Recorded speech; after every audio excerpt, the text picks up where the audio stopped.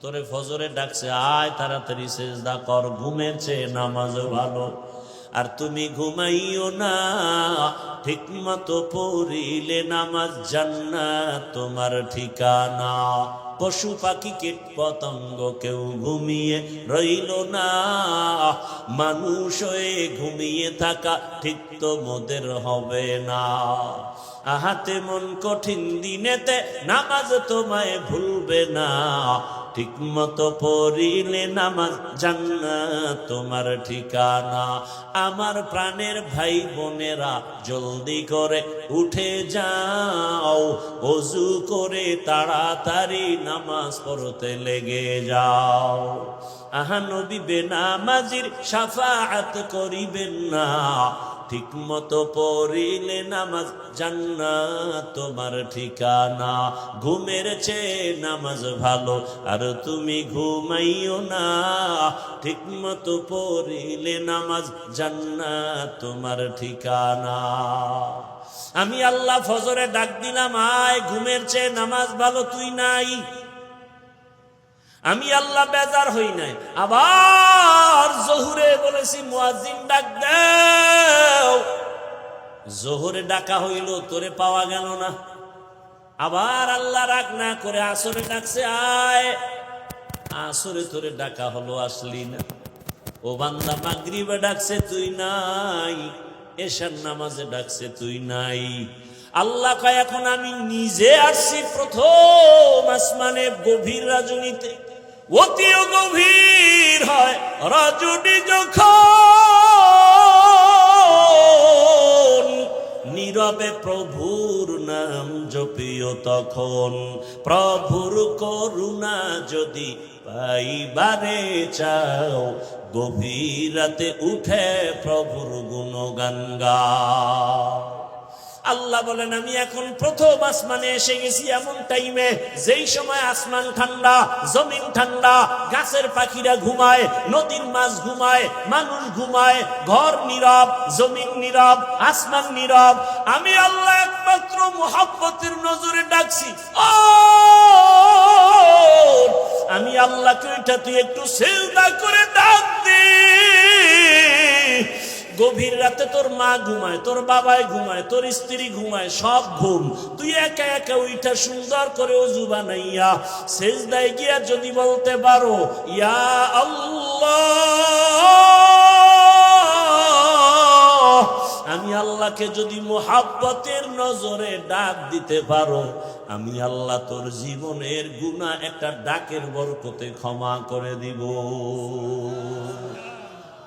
আতিনা ফি দারে দুনিয়া না হাসান, আতিনা ফি দারে উকবা না হাসান, ইয়া গিয়াসাল মুস্তাগীসি নাহদিনা লফতিখারা বিল উলুমে ওয়াল গিনা। হর গরিদে নেকতু তৈয়ার হে, जो न मांगे उससे तू बेजार है। দুনিয়ার সবাইকে বেজার করা যাবে, কাকে বেজার করা যাবে না? কিন্তু আল্লাহকে বেজার কতদিন করবি রে যুবক? জীবনে তো আল্লাহর বিরোধিতা কম করলি না। আল্লাহ কয় নামাজ পড়, তুই চ্যালেঞ্জ দিস পড়বো না, দেখি কে কি করে। এরকম কত চ্যালেঞ্জ দিয়া নামাজ ছাড়লি, দাড়ি কাটলি, বেপরদায় চললি। বান্দা এখনো কি তওবা করবি না? আল্লাহর কাছে ফিরিয়ে কি যাইবা না? চোখের সামনে কত যুবকের লাশ, এমন একটা দিন নাই যে যুবকের মরণের খবর পাই না রে বাবা। এখনো সময় আছে, আমার আল্লাহকে মুহাব্বতের নজরে ধরো, গুনাহ ছাড়ো। আমি কিন্তু হুজুর হইতে বলি নাই রে বাবা, আমি বলি নাই পাগড়ি লাগাও, তসবিহ হাতে নাও। বরং আমি বলি তুমি স্কুলে পড়ো, কলেজে পড়ো, চাকরি করো, ব্যবসা করো, আমার আল্লাহকে মুহাব্বতের নজরে ধরো। তোমার মতো জেনারেল লাইনের যুবক স্কুলে পড়ে, কলেজে পড়ে, 5 বেলার নামাজি নাই? বিবেকটাকে প্রশ্ন করো, বাবা তুমি কেন পারো না? তোমার কপালে কারো অভিশাপ লাগছে বলো? তোমার মতো যুবক জেনারেল লাইনে র্যাব, আর্মি, পুলিশ, বিডিআর এর চাকরি করে, নামাজি নাই। আল্লাহ বিবেক দিছে, বিবেকটাকে জিজ্ঞাসা করো তুমি কেন পারবা না? তোমার মতো যুবক রাস্তায় গাড়ি চালায়, নামাজ ছাড়ে না, বলো তুমি পারো না কেন? অবশ্যই তোমার কপালে জানি কার বরদোয়া লাগছে। কোন বেয়াদবি জানি কইরা বরদোয়া নিছো, যে কারণে কোনো বয়ানে তোমারে ধরে না। আরে হেদায়েতের দরজাও খুলে না। যেই রসুলকে একবার দেখলে জাহান্নাম হারাম, যেই রসুলকে এক নজর দেখলে বান্দার ক্ষুধা থাকে না, সেই রসুলকে এক নজর না, একবার না, একদিন না, এক বছর না, তা না 13 বছর দেখলো, বয়ান শুনলো, একসাথে বসলো, একই দস্তারখানে নবীর সাথে খানা খাইলো, 13 বছর দেখিয়াও ওই বেঈমান কালেমা পড়ে নাই। 13 বছর দেখার পরও কালেমা পড়ে না। কত বড় নিকৃষ্টতম বেঈমান! নাম জানেন? বলেন। আপনাদের হুশ নাই? কি নাম? এর নাম কফাল। এর নাম কি? 13 বছর বয়ান শুনে কালেমা পড়ে না। আর অন্যদিকে এক 27 বছরের যুবক তরবারি নিয়ে ধরে আমার রসুলকে জবাই করবে। কয় বছরের? 27 বছরের যুবক দৌড়ায় আমার নবীকে জবাই করবে, তরবারি নিয়ে দৌড়ায়। রহমতের নবীকে দেখা মাত্র তরবারিটা ফালাইয়া বলে, রহমতের নবী বেয়াদবি ক্ষমা করবেন, কালেমার রশি আমার গলায় পড়ায়া দেন। সুবহানাল্লাহ। না কয় বছরের যুবক? 13 বছর বয়ান শুনছে, আবু জাহাল কালেমা পড়ে না। আর নবীকে জবাই করতে গিয়া হেদায়াতের মালা গলায় নিয়া 5 মিনিটের মধ্যে তরবারি নিয়ে দাঁড়ায় গেছে। বাইতুল্লাহর হাতিমে দাঁড়ায় কয়, এই মুশরিক বেঈমানেরা, আয় আয় আমার তরবারির সামনে দাঁড়া, মুহাম্মদের প্রয়োজন নাই, আমি ওমরের তরবারি তোর জন্য যথেষ্ট। যেই বেঈমান নবীরে দেখলো, বয়ান শুনলো, কালেমা পড়ে না, এটাও একটা কফাল। আর জবাই করতে যাইয়া কালেমা পড়ছে 27 বছরের যুবক, এটাও কফাল। মান ইয়াহদিল্লাহু ফাহুয়াল মুহতাদ ওয়া মান ইউদ্লিল ফালান তাজিদ লাহু ওয়ালিয়াম মুরশিদা। আল্লাহ যাকে হেদায়াত দিবেন সে পেয়ে যাবে, যার কপাল খারাপ সে পাবে। দূরের কথা, হেদায়াত পাওয়ার কোনো মুর্শিদও পাবে না। মুর্শিদ মানি পথ প্রদর্শক, পথ দেখানেওয়ালা। কিসের পথ দেখায়? বিড়ি টানার, গাঞ্জা খাওয়ার। জান্নাতের পথ দেখাবে, হেদায়াতের পথ দেখাবে। এরা হলেন আল্লাহর কোরআনের ভাষায় মুর্শিদ। ওই কপাল পোড়া, যার কপাল খারাপ, সে মুর্শিদও খুঁজে পাবে না। ও আল্লাহর বান্দারা, এবার চিন্তা করে বলেন, আপনার আমার আব্বা আম্মা ওই উপকার করে না, আমার আল্লাহ যে উপকার করছে। এই আমরা যখন দুনিয়াতে আসছিলাম, আমার আব্বা আম্মা আলাদা আমার জন্য খানা রেডি করছিলেন। যারে বাচ্চা আসতেছে, ডাক্তার তাড়াতাড়ি খানা দাও, আমার বাচ্চা আসতেছে কালকে, আমার খানা রেডি করতে হবে। কোন বাবায় করছে? কোন মা করেছে? করে নাই। কে করছে? কে করছে? ইয়া আইয়ুহান নাস আনতুমুল ফুকারাউ ইলাল্লাহ ওয়াল্লাহু হুয়াল গনিয়্যুল হামিদ।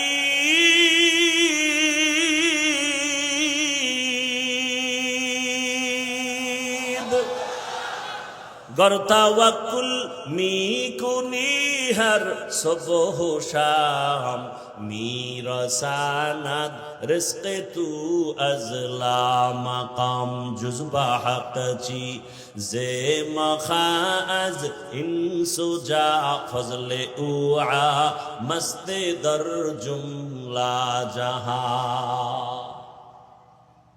তাহলে আল্লাহর মতো আপন আছে কেউ? দুনিয়ার যত আপন দেখি সব স্বার্থপর। সোনার বাংলায় দেখার বাদ নাই। স্বার্থে আঘাত লাগছে, স্বামী স্ত্রীকে জবাই করে। ঘটনা ঘটে নাই? আরে লজ্জা লাগে কথা বলতে।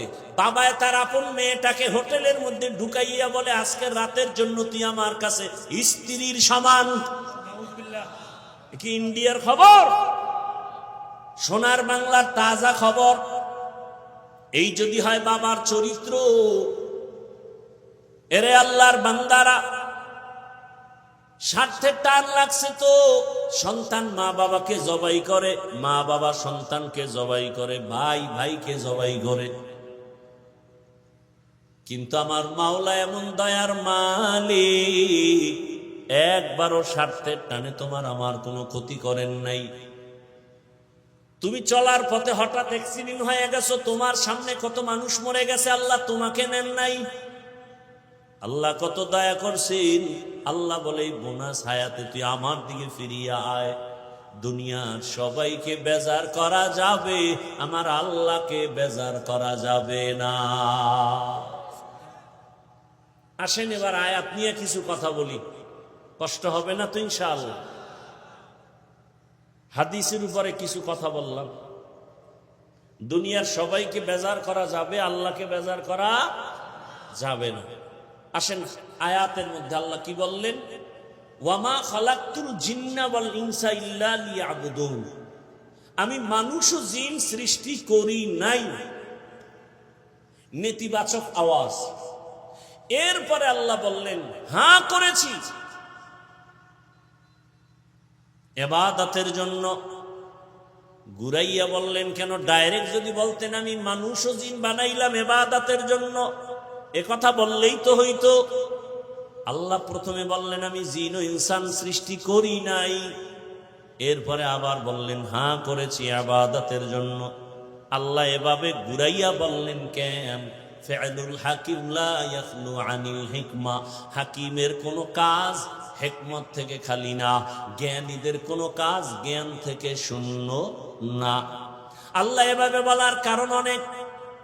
এর মধ্যে একটা কারণ হলো আল্লাহ দুনিয়ার সমস্ত মানুষের ব্রেনটাকে ওয়াশ করলেন।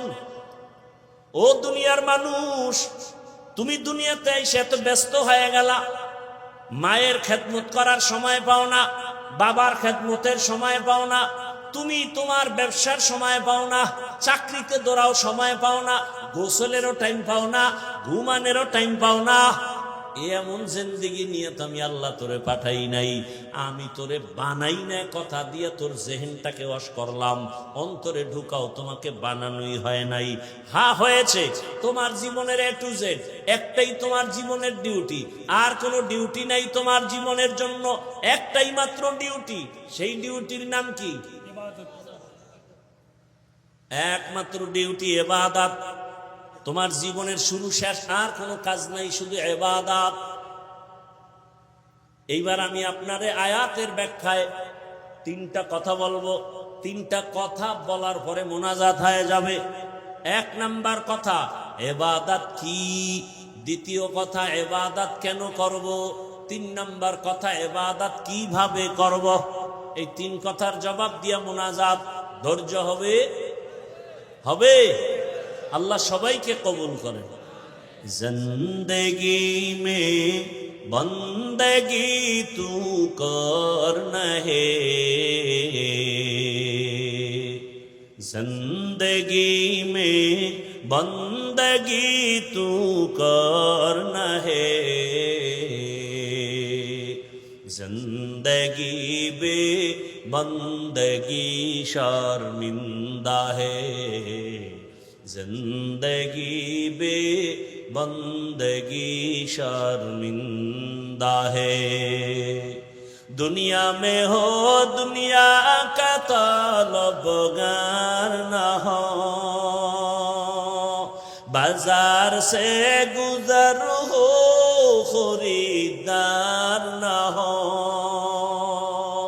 ये दुनिया एक मिसल कागज फूल है, ये दुनिया एक मिसल कागज फूल है। जिंदगी में बंदगी तू करना है,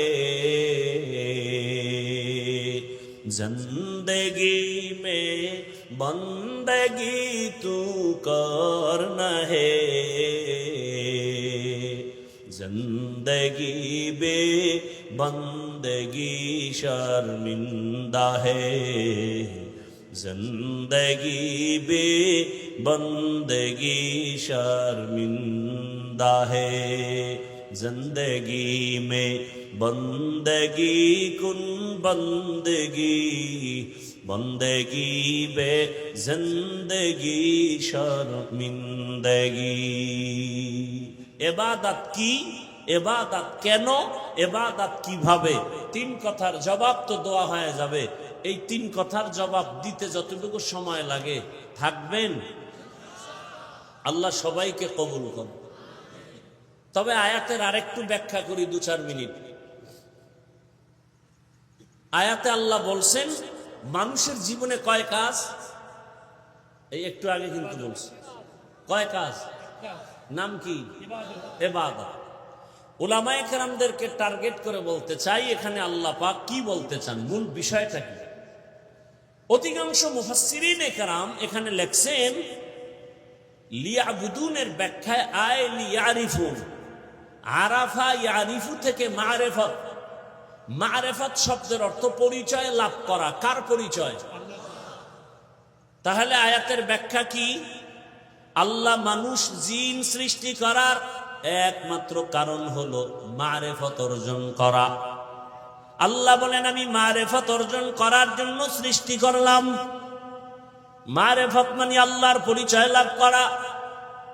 এখন প্রশ্ন, আল্লাহ যদি মূল মারেফতের জন্যই দিয়ে থাকেন তাহলে ইবাদত শব্দ না বইলা ডাইরেক্ট বলতে পারতেন ওয়ামা খালাকতুল জিন্না ওয়াল ইনসা ইল্লা লিয়ারিফুন। আল্লাহ এমনটা না বলিয়া ইবাদত বললেন, আবার ব্যাখ্যায় গিয়া জানা গেল ইবাদতের না, আল্লাহ মারিফতের জন্য আমাদেরকে বানাইছেন। আমাদের সমাজে অনেকে বলে মারিফত বলতে কিছু নাই, আর আমি আয়াত দিয়া দলিল দিয়া গেলাম আমিনপুরের মুসলমান নাই মানি। আল্লাহ মানুষ বানাইছেন মারিফত অর্জন করার জন্য। এখন প্রশ্ন ওইটা, আল্লাহ ডাইরেক্ট মারিফতের কথা না বলিয়া ব্যাখ্যায় গিয়া বলা হলো কেন? আগে বললেন ইবাদতের জন্য, ব্যাখ্যায় গিয়া কয় মারিফতের জন্য, ডাইরেক্ট বললেন না কেন? হ্যাঁ, আল্লাহর কথা কত মজার, আল্লাহর কথায় কত হিকমত। আল্লাহ কয় আমি জানি, আমি গায়েব জানি। কে গায়েব জানে? কোন পীর দুনিয়ার কেউ গায়েব জানে? ভালো করে মনে রাখবেন, আল্লাহ যেই ক্ষমতা বলে গায়েবের মালিক, এই ক্ষমতা বলে দুনিয়ার কেউ গায়েবের মালিক না। কুল লা ইয়ালামু মান ফিস সামাওয়াতি ওয়াল আরদিল গায়বা ইল্লাল্লাহ। হে রাসূল আপনিই বলেন, আসমানের বাসিন্দারা কেউ গায়েব জানে না, জমিনের বাসিন্দারা কেউ গায়েব জানে না, ইল্লাল্লাহ একমাত্র কে জানে? আল্লাহ গায়েবের মালিক, আর কেউ না। আল্লাহ মারিফতের জন্য সৃষ্টি করেছেন, ডাইরেক্ট না বলে ইবাদত দিয়া বললেন কেন? বুঝাইতে চাইলেন দুনিয়াওয়ালারা মারিফত যদি অর্জন করতে চাও ইবাদত ছাড়া মারিফত হবে না। শরীয়তরা মুকদ্দম দার আকনু মারিফত আজ শরীয়ত নিসত বেরু শরীয়ত হো তরিকত হো তমামি हकीकत में मोहम्मद की गुलामी। আমাদের বাংলাদেশে অনেক বড় বড় বড় বড় মারিফতের সম্রাট আছে, ইবাদত নাই। আছে না নাই?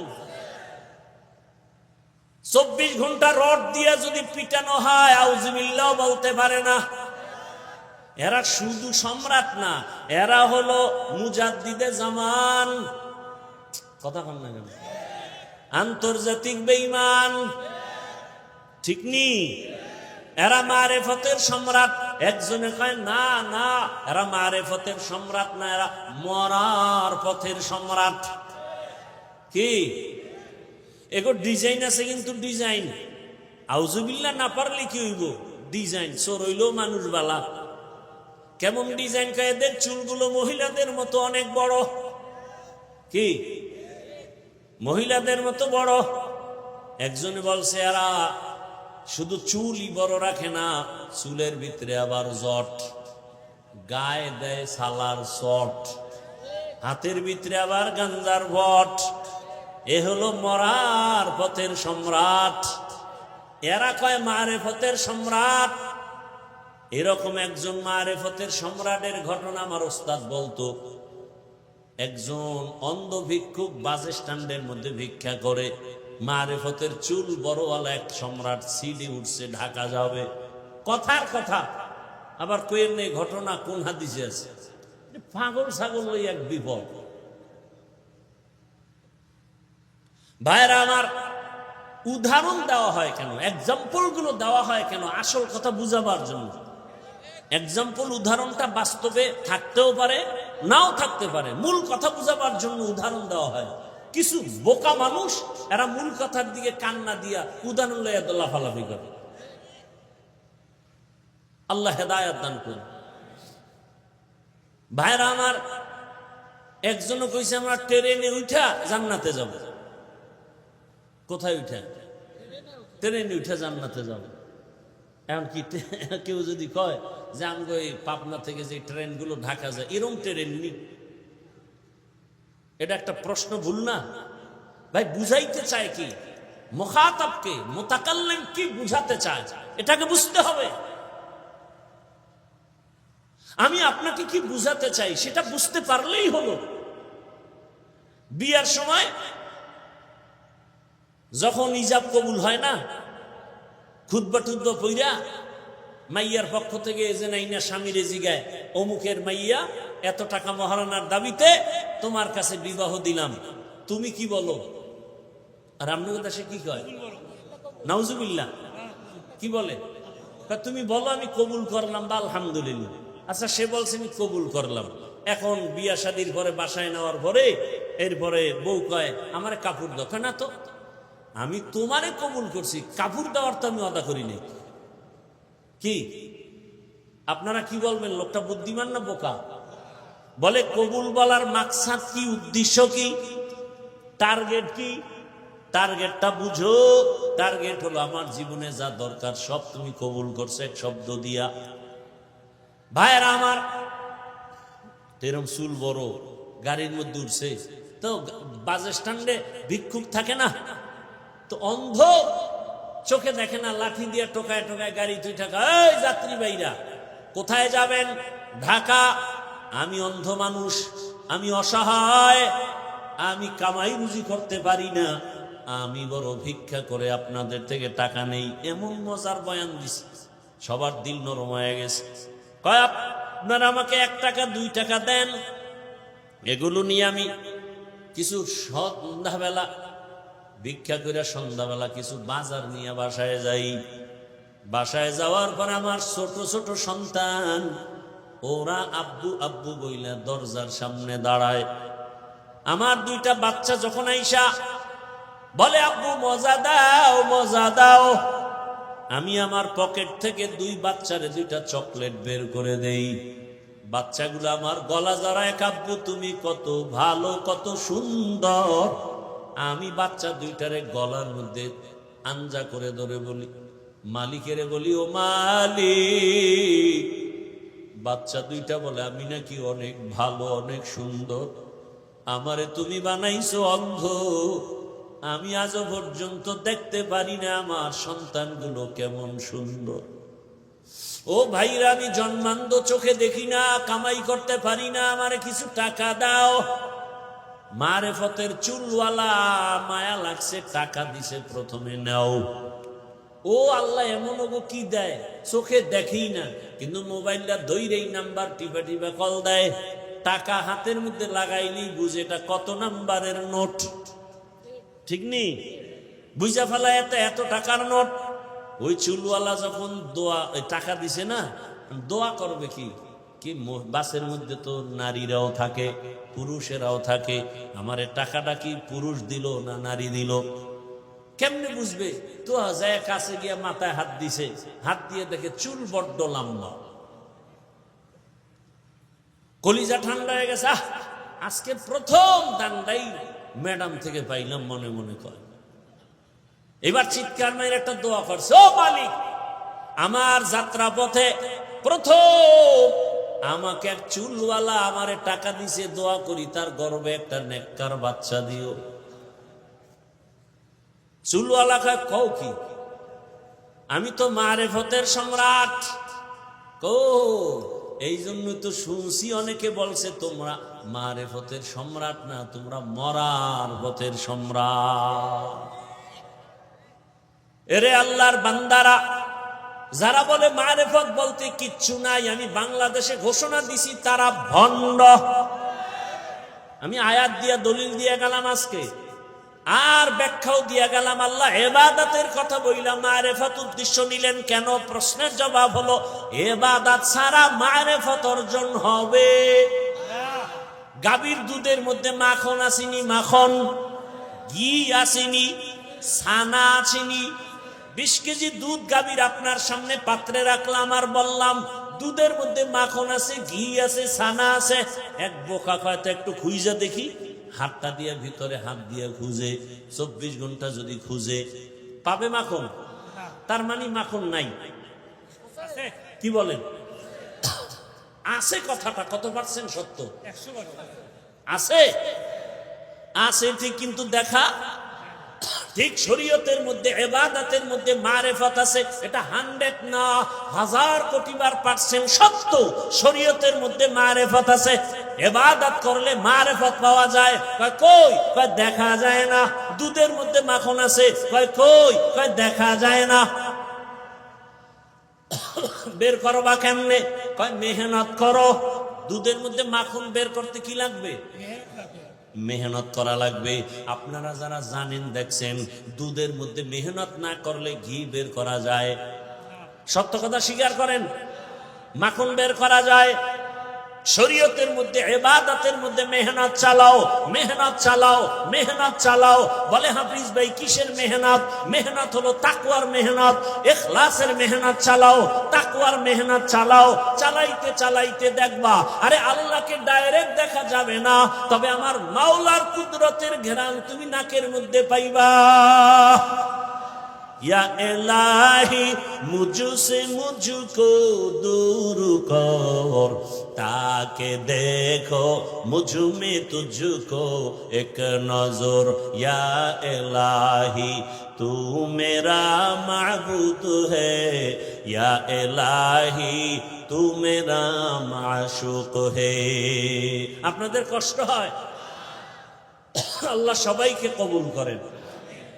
এবার আসেন 3 কথার জবাব দেই, মনে আছে না? ইবাদত কি, ইবাদত কেন, ইবাদত কিভাবে? খুব সংক্ষেপে বলছি। মানুষের জীবনে প্রতিটি সাবজেক্টে ক্ষেত্রে আল্লাহর হুকুম বাস্তবায়ন করার নাম ইবাদত। মানুষের জীবনের প্রতিটি ক্ষেত্রে আল্লাহর হুকুম বাস্তবায়ন করার নাম। আল্লাহর হুকুম নাই, আল্লাহর নির্দেশনা নাই, এমন কোন কাজ আছে দুনিয়ায়? বলেন। এরে আল্লাহর বান্দারা, আল্লাহর হুকুম জীবনে বাস্তবায়ন করো। অনেকে মনে করে কয় মসজিদে ঢুকো, তসবিহ লও, জিকির করো, ফাগরি বাঁধো, তেলাওয়াত করো, ইবাদত শেষ। না, ইবাদত একটা বিশাল বড় চাদর। গোটা দুনিয়াটাকে ইবাদতের চাদরে আল্লাহ আটকায় দিয়েছেন। তুমি বাথরুমে যাও ইবাদত, খানা খাও ইবাদত, ঘুমাও ইবাদত, ব্যক্তি হিসাবে তুমি আল্লাহর হুকুম জারি করো ইবাদত, সন্তানের উপরে আল্লাহর নির্দেশ জারি করা ইবাদত, তোমার স্ত্রীর উপরে আল্লাহর হুকুম চালাও ইবাদত, তোমার সংসার চালাও ইবাদত, তুমি ব্যবসায় যাও আল্লাহর হুকুম মতো ইবাদত, তুমি আল্লাহর হুকুমে চাকরি করো ইবাদত। আল্লাহর হুকুমে তোমার সমাজটা চালাও, ইবাদত। আল্লাহর নির্দেশনা নাই বলতে কোনো কাজ নাই। জীবনে সব ইবাদত, জীবনে সব ইবাদত। ইবাদত কি?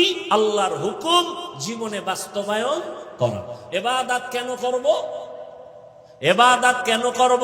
একমাত্র কারণ রবের সাথে হবে আমার মুলাকাত, রবের সাথে হবে আমার মুলাকাত। আর পুরস্কার হিসাবে পাবো জান্নাত। পুরস্কার কি? জান্নাত। টার্গেট কি? ইবাদত করার টার্গেট কি? রবের সাথে মুলাকাত। ফামান কানা ইয়ারজু লিকা রাব্বিহি ফালইআমাল আমালান সালিহা ওয়া লা ইউশরিক বিইবাদাতি রাব্বিহি আহাদা।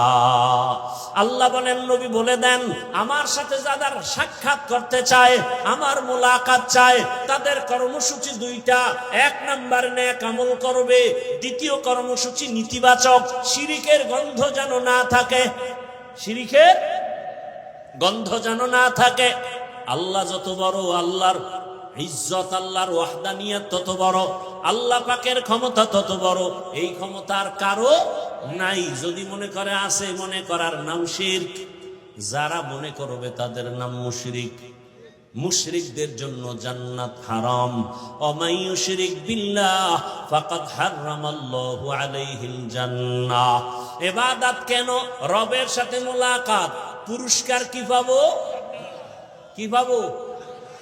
জান্নাত। আল্লাহ নিজেই বলেন, ইন্নাল্লাযীনা আমানু ওয়া আমিলুস সালিহাত কানাত লাহুম জান্নাতুল ফিরদাউসি নুজুলা। ঈমান আনো, নেক আমল করো, ফলাফল পুরস্কার পাইবা তুমি জান্নাত। আর জান্নাত পাইয়াও তোমার অন্তর শান্ত হবে না। আসল হলো রবের সাথে মুলাকাত। জান্নাত সব গেছিয়া, জাহান্নামীরা জাহান্নামে, জান্নাতীরা জান্নাতে। সবাই রুমে রুমে আছে, বিল্ডিং এ আছে। ওখানে কোনো বুড়া নাই, বুড়ি নাই, কালো মানুষ নাই, ওখানে বাথরুম নাই, ওয়াশরুম নাই। জান্নাত এত সুন্দর। এবার আল্লাহ যাবেন, আল্লাহ যাইয়া বলবে, ও আমার আদরের বান্দা বান্দিরা, জান্নাত পাইছুনি? বলবে, হ্যাঁ রব পাইছি। কয় সাত মিটছি? কয় হ্যাঁ মিটছে। কয় যে জান্নাত পেয়ে খুশি হইছো? যার জান্নাত তারে দেখছনি না? তো আগ্রহ জাগবে, আল্লাহ তোমারে তো দেখতে মনে চায়। আল্লাহ বলবেন, ফেরেশতারা সুন্দরভাবে মঞ্চ বানাও, স্টেজ বানাও।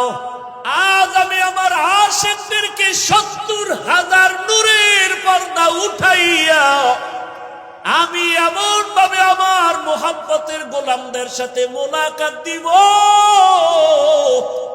পূর্ণিমার চাঁদ দেখতে গিয়ে যেমন কারো কোনো ভিড় হয় না, ধাক্কা ধাক্কি হয় না, আমার জান্নাতীরা আমাকে এইরকম স্পষ্ট মজা করে দেখবে। আল্লাহরে দেখতে চাননি? বেশি বেশি বিড়ি টানবেন আর আলেম ওলামারে গালাগালি করবেন, দেখবেন ঘুমের মধ্যে মোলাকাত হয়ে যায়। আল্লাহ হেদায়াত দান করেন। আরো আস্তে করে বলেন, ইবাদত কি? আল্লাহর হুকুম জীবনে বাস্তবায়ন করা। ইবাদত কেন? রবের সাথে মোলাকাত, পুরস্কার। এবার ৩ নাম্বার কথা, ইবাদত কিভাবে করব? মনের মতো। শয়তানে যেরকম কয়, ডাক্তার যেরকম কয় না। ভালো করে মনে রাখবেন, ইবাদত হবে একমাত্র, শুধুমাত্র, কেবলমাত্র মদিনাওয়ালা রসুলের আদর্শ অনুযায়ী। আর কারো আদর্শ মানা যাবে? কেন যাবে না? দুনিয়ার সবার আদর্শ নাপাক, নাপাক, নাপাক। একমাত্র মদিনাওয়ালা রসুলের আদর্শই হলো পাক। রসুলের আদর্শের মতো দামি, পারফেক্ট আর পাওয়ারফুল আদর্শ দুনিয়াতে আর বলার সময় আমার হাতে নাই। মক্কা নগরীর মানুষ এতটা ইতর, এতটা দুশ্চরিত্র, এতটা লম্পট। নারী আর পুরুষ একসাথে উলঙ্গ হইয়া বাইতুল্লাহর দেওয়ালটারে তাওয়াফ করে, প্রদক্ষিণ করে। এরা ভালো মানুষ? কোন পশু জবাই করলে রক্ত লইয়া বাইতুল্লাহর দেওয়ালে মাখে, ভালো মানুষ না। বাবা হইয়া কন্যাকে দেখতে পারে না, নিজে কন্যার গলা টিপে মেরে ফেলে, কত খারাপ এই মানুষগুলো। রসুলের আদর্শ পাইয়া এতটা দামি হয়ে গেল, আল্লাহ লিস্টি পাঠায় দিয়া কয়, জিবরাইল যা রসুলকে জানায় দাও এই লিস্টিতে যাদের নাম আছে এরা বিনা হিসাবে জান্নাতি। আতিনা ফি দারে দুনিয়া না হাসান, আতিনা ফি দারে উকবা না হাসান। ও আমার আমিনপুরের বাবারা, ও বৃদ্ধ বাবাজিরা, ও আমার কলিজার যুবক বাবারা, পর্দার আড়ালের মা বোনেরা, ভালো করে বুঝো। এখনো যদি কেউ দাঁড়াইয়া আমাকে যুক্তি দিয়া বুঝাইয়া দেখাইতে পারো নবীর আদর্শ ছাড়া আব্রাহাম লিঙ্কনের আদর্শ আরো ভালো, আল্লাহর কসম আমি নবীরটা বাদ দিয়া আব্রাহাম লিঙ্কনেরটা নিব। কেউ যদি দাঁড়াইয়া বলতে পারো ও হাফিজ ভাই মদিনাওয়ালা রসুলের আদর্শ থেকে আরো সুন্দর আদর্শ মাউশেতুনের আদর্শ, আমি নবীরটা বাদ দিয়া টাট্টা নিব। কেউ যদি বলতে পারো হাফিজ ভাই রসুলের আদর্শ ছাড়া আরো সুন্দর আদর্শ শেখ মুজিবুর রহমানের ভেতরে, আমি নবীরটা বাদ দিয়া শেখ মুজিবুর রহমানেরটা নিব। কেউ যদি বলতে পারো হাফিজ ভাই নবীর আদর্শ বাদ দিয়া আরো সুন্দর আদর্শ জিয়াউর রহমান সাহেবের ভেতরে, আমি নবীরটা বাদ দিয়া জিয়াউর রহমান সাহেবেরটা নিব। কেউ যদি বলতে পারো রসুলের আদর্শ থেকে আরো সুন্দর আদর্শ এরশাদ সাহেবের ভেতরে, আমি নবীরটা বাদ দিয়া এরশাদ সাহেবেরটা নিব। বলতে পারবা কারো কলিজা আছে নাছে? তাহলে আমার একটা আবদার যুবকদের কাছে, একটা ভালোবাসার আবদার, আগামী কালকে থেকে 200 টাকা ব্যয় করে একটা ব্যানার বানাও, 2 ফিট 3 ফিট ব্যানার বানাইয়া বাজারে বাজারে লাগাও। ব্যানারে স্লোগান লেখো, দুনিয়ার সবার আদর্শ না পাক, একমাত্র রসুলের আদর্শই হলো পাক।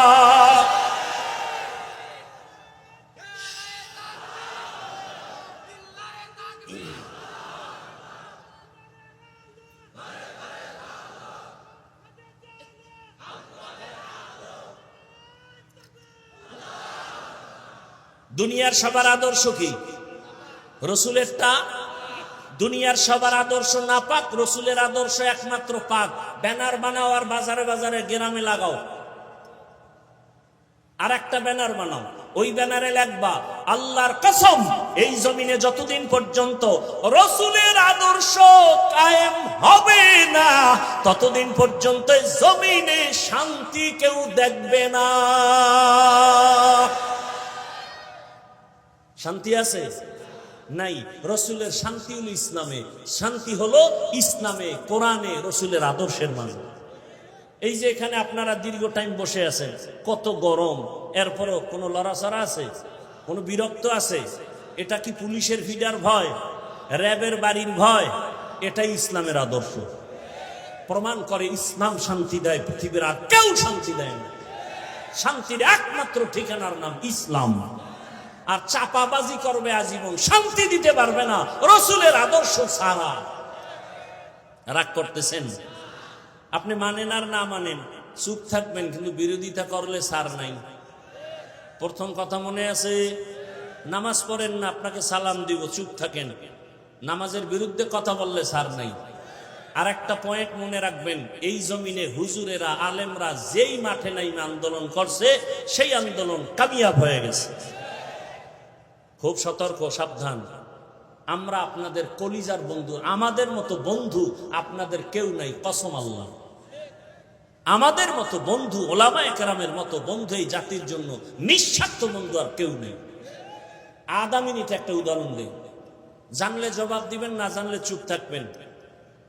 সরকারি যারা চাকরি করে, বেসরকারি চাকরি করে, প্রতিদিনের ডিউটি কত ঘন্টা জানলে বলেন? 8 ঘন্টা। বলেন না কেন? মাসে বেতন কত? নিম্নে 20,000।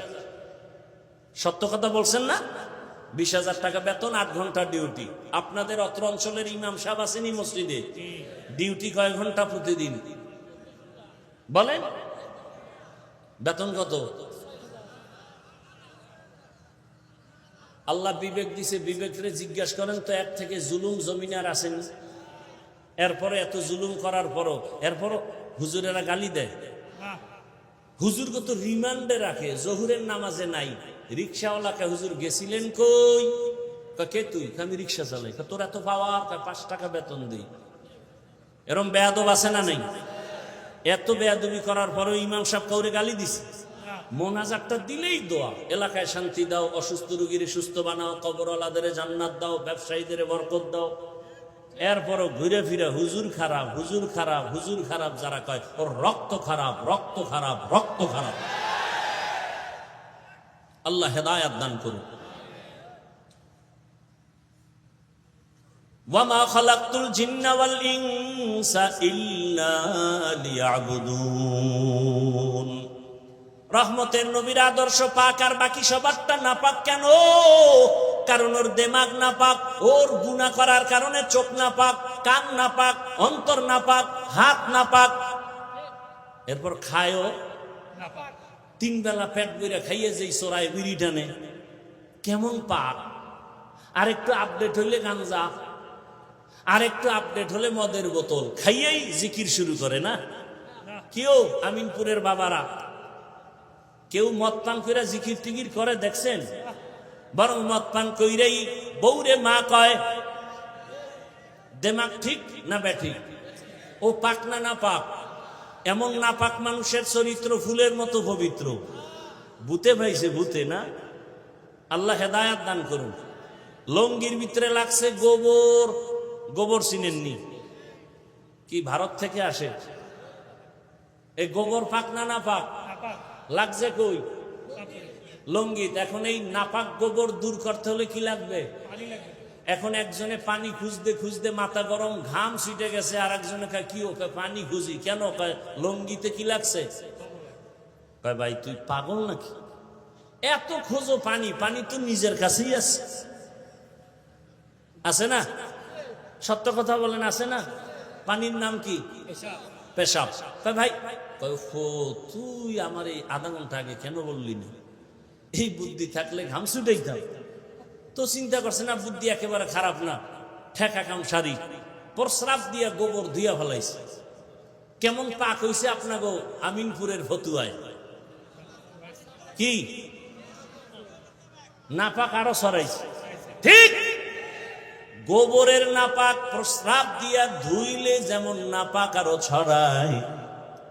যে নামাজ পড়ে না, রোজা রাখে না, সুদের সাথে জড়িত, ঘুষের সাথে জড়িত, পর্দা করে না, হালাল নাই, গুনাহ গুনাহ জেনা করে, মানুষের উপরে জুলুম করে, খায় নাপাক, এমন নাপাক হলে যদি বলি আমগো ঘরডারে পাক বানায় দাও, আরো নাপাক ছড়ায় যাবে। বড় সাবধান। রহমতের নবীর আদর্শ এত সুন্দর, কারো সাথে কোনো ঝগড়া নাই। নবীর আদর্শ বলে আগে দেখলেই সালাম দাও। সালাম মানে কি? শান্তি। সেও আবার বলে ওয়ালাইকুম সালাম, সেও দোয়া করে শান্তি। দুই দিক দিয়া যখন শান্তির দোয়া চলে, ওখানে অশান্তি থাকতে পারে না। নবীর আদর্শের মধ্যে মিথ্যা কথা নাই, নবীর আদর্শে গালাগালি নাই, নবীর আদর্শে কারো হক নষ্ট করা নাই। নবীর আদর্শ বলে ও বড়রা ছোটকে আদর করো, ছোটরা বড়কে স্নেহ শ্রদ্ধার নজরে দেখো, খবরদার বেয়াদবি করবা না। ও আমার আমিনপুরের বাবারা, পর্দার আড়ালের মা বোনেরা, যুবক বাবারা, আমি একটু আগেও বলেছিলাম তুমি ডাক্তারি পড়ো, ইঞ্জিনিয়ারিং পড়ো, স্কুলে পড়ো, কলেজে পড়ো, তোমার কাছে আমার বিদায় বেলা দাবি নবীর আদর্শের মালা লাগাও। তুমি ডাক্তার হও, আমগো মাদ্রাসা আইসা হুজুর হওয়া লাগবে না। আমগো দেশে হুজুর কম না বেশি? অনেক বেশি। মাওলানার অভাব নাই, মুফতির অভাব নাই, মুফাসসিরের অভাব নাই। আউযুবিল্লাহ মানে না মুফাসসিরে কোরআন আছে না নাই? অভাব নাই। ফতুয়া দেওয়ানের হুজুরের অভাব নাই, ইমামের অভাব নাই, তাফসীর করনেওয়ালার অভাব নাই, মুফতি সাহেবের অভাব নাই, পীরের অভাব নাই, মুবাল্লিগের অভাব নাই, মুজাহিদের অভাব নাই। আমগো দেশে অনেক হুজুর আছে। এখন দরকার আমগো দেশে আদর্শবান ডাক্তার নাই, আমগো দেশে আদর্শবান ইঞ্জিনিয়ারের প্রয়োজন, আদর্শবান এসপি দরকার, আদর্শবান ডিসি দরকার, আদর্শবান ওসি দরকার। আজকে যদি আমার দেশের সব ওসি আদর্শবান হইতো, আর আদর্শ পাক কাটটা, আদর্শ পাক কার? আদর্শ পাক একটু আগে বলছি না, সেই আদর্শওয়ালা যদি ওসি সাহেব হইতো, 5 ওয়াক্ত নামাজ পড়ে, ডিসি সাহেব আদালতে বসে 5 বেলার নামাজও পড়ে, এসপিও নামাজ পড়ে, আমাদের দেশে কোরআনের বয়ান চলতো, কোন সুদখোরের থেকে অনুমতি নেওয়া লাগতো না। এজন্য বলে গেলাম, ও যুবক বাবারা, ডাক্তার হও, ইঞ্জিনিয়ার হও, প্রফেসর হও, এসপি হও, ডিসি হও, মন্ত্রী হও, এমপি হও, চেয়ারম্যান হও, ব্যবসায়ী হও, চাকরিজীবী হও, তবে বেয়াদব হইও না। বলবা হাফিজ ভাই বেয়াদব হব না মানি? সংক্ষেপ কথা হলো, মা বাবার সাথে বেয়াদবি করবা না, শিক্ষকের সাথে করবা না, ওলামায়ে কেরামের সাথে করবা না, জীবনটা তোমার বিপন্ন হবে, জীবনটা মরার আগে ধ্বংস হয়ে যাবে। শুরুতেই বলছিলাম, তোমার মতো জেনারেল লাইনের যুবক স্কুল কলেজে পড়ে, 5 বেলার নামাজ পড়ে, ডাক্তার প্রফেসর ইঞ্জিনিয়ার 5 বেলার নামাজ পড়ে, বলো তুমি পারো না কেন? তোমার মতো ব্যবসায়ী চাকরিজীবী 5 ওয়াক্ত নামাজ পড়ে, র্যাব আর্মি পুলিশ বিডিআর এর চাকরি করে, নামাজ ছাড়ে না, বলো তুমি কেন পারো না? মা বাবার বরদোয়া নিও না রে বাবা, শিক্ষকের বরদোয়া নিও না, ওলামায়ে কেরামের বরদোয়া নিও না। মা বাবার দোয়া নিয়া, শিক্ষকের দোয়া নিয়া, ওলামায়ে কেরামের পরামর্শ নিয়া নবীর আদর্শ মেনে ডাক্তার হও, দেখবা পুরা দেশের মধ্যে তোমার সম্মান। একটা তুমি আদর্শবান দোয়া নিয়া একজন ইঞ্জিনিয়ার হও, একজন প্রফেসর হও, দেখবা জীবনটা সম্মানে ভরে যাবে। ডাক্তার হইয়া যদি বেয়াদব হও, তাসলিমার মতো জুতা খাইয়া দেশ থেকে পালাতে হবে। কপাল এমন পোড়া করবে, লাশটাও দেশে আসা কোনো অসম্ভব হয়ে যাবে, অনিশ্চিত হয়ে যাবে। ও যুবক বাবা, জীবনে তো গুনাহ কম করো নাই, এখনো কি শখ মিটে নাই? তওবা করবা না? আরে মনে করছো আমরা টুপি মাথায় দিয়ে বুঝি বিপদে আছি না? আরে মহামারী করোনায় তো কোনো হুজুর বিপদে পড়ে নাই, মাদ্রাসা বন্ধ হয় নাই, স্কুল কলেজ বন্ধ, চাকরি বন্ধ, ফ্যাক্টরি বন্ধ, কোরআনের মাদ্রাসা বন্ধ হয় এ আলেম ওলামারা না খায় মরে নাই। অতএব অনুরোধ করি রে বাবা, টুপির কারণে সম্মান কমে নাই, দাড়ির কারণে সম্মান কমে নাই, মাদ্রাসায় পড়ে কোরআন পড়ার কারণে সম্মান কমে নাই। অতএব আমাদের কথাগুলো একটু মানার চেষ্টা করো। আদর্শবান ডাক্তার হও, ইঞ্জিনিয়ার হও, প্রফেসর হও। পর্দার আড়ালের মা বোনেরা, আপনার মতো কত মা কত বোন এখনো আছে নামাজ ছাড়ে না, বেপর্দায় চলে না, মোবাইলে সময় নষ্ট করে না, মা বাবার দোয়া নিয়া স্বামীর মাল হেফাজত করে নামাজ পড়ে, মোবাইলে সময় ব্যয় করে না। আম্মা জানেরা, আপনারা কেন পারেন না? একটা আদর্শবান ডাক্তার সন্তান রেখে যান, কোরআন পড়বে, ডাক্তারি করবে, নামাজ পড়বে, মা বাবার জন্য কলিজা ভরে দোয়া করবে। এমন একটা আদর্শবান ইঞ্জিনিয়ারের মা হইয়া কবরে যান। জীবনে গুনাহ যা করেছেন আল্লাহর দরবারে তওবা করেন। ও যুবক বাবারা, কোন দিন মরণের খবর হবে জানা নাই, আল্লাহর কাছে তওবা করো। আল্লাহকে বলো, হে মালিক, জীবনে গুনাহ তো কম করি নাই, গুনার কারণে হাত না পাক, চোখ না পাক, জিহ্বা না পাক, অন্তর না পাক, আজকে থেকে তওবা করলাম, আর নামাজ ছাড়বো না, বেপরদায় চলবো না, দাড়ি কাটবো না, মা বাবার সাথে বেয়াদবি করবো না, শিক্ষকের সাথে বেয়াদবি করবো না, মুরব্বী উলামায়ে কেরামের দোয়া নিয়ে চলবো, নবীর আদর্শ মেনে চলবো। আল্লাহর কাছে খাঁটি মনে তওবার নিয়ত করলে আল্লাহ গুনাহগুলো মাফ করে দিবেন। আল্লাহকে মনে মনে বলো, হে আল্লাহ, তওবাওয়ালা জিন্দেগি দান করো, গুনাহমুক্ত জীবন দান করো। মা বাবার দোয়া, শিক্ষকের দোয়া, উলামায়ে কেরামের দোয়া পরামর্শ নিয়া, নবীর আদর্শ মানিয়া জীবনটা চালানোর তৌফিক দান করেন। আলহামদুলিল্লাহি রাব্বিল আলামিন, ওয়াসসালাতু ওয়াসসালামু আলা সাইয়্যিদিল আম্বিয়া ওয়াল মুরসালিন ওয়া আলা আলিহি ওয়া আসহাবিহি আজমাইন। ইয়া আরহামার রাহিমিন, ইয়া আরহামার রাহিমিন, ইয়া আরহামার রাহিমিন। রব্বিরহামহুমা কামা রব্বায়ানি সগীরা। আল্লাহুম্মা ইন্নাকা আফুউন কারীম তুহিব্বুল আফওয়া ফা'ফু আন্না। আল্লাহুম্মা ইন্না নাসআলুকা রিযাকা ওয়াল জান্নাহ ওয়া নাউযু বিকা মিন সাখাতিকা ওয়ান নার। রব্বিরহামহু